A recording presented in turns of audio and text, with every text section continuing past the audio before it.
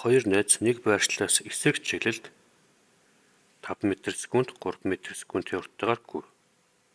40 секундын дараа тэдний хоорондох зай хэд болох вэ? За энэ зэгээс эхэлсэн гэж бодъё. За нэг найз нь бол ийшээ 5 м/сек-ийн урттайгаар гүйсэн. Нөгөө найз нь болохоор нөгөө чиглэлд 3 м/сек-ийн урттайгаар гүйсэн. Тэгэхээр 1 секундын дотор энэ хоёрын хоорондох зай бол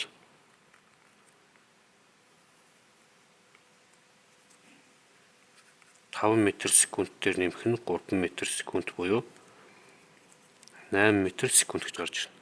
Тэгээд секундэд 8 м явна гэсэн үг. За энийг ингэ авчиж. Тэгээд энэ холд хорд нь бол 8 м/сек. Тэгээд 40 секундын дараа гэхлээр 8 м/сек-тэй 40 секундээр үржүүлээд 320 м гэж гарч ирнэ.